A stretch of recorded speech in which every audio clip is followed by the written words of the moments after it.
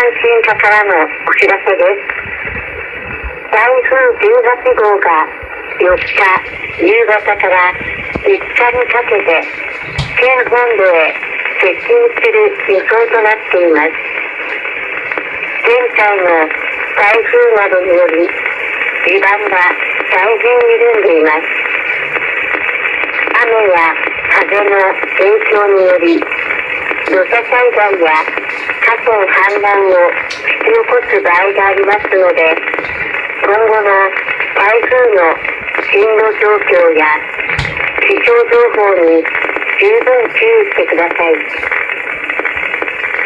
風で物が飛ばされないように、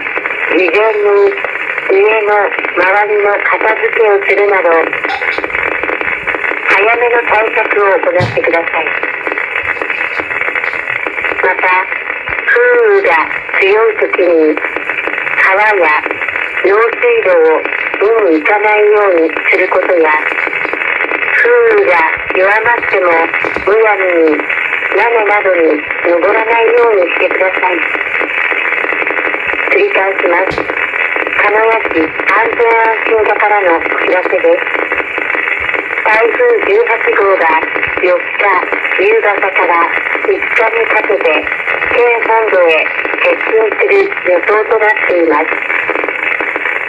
現在の台風などにより地盤が大変緩んでいます。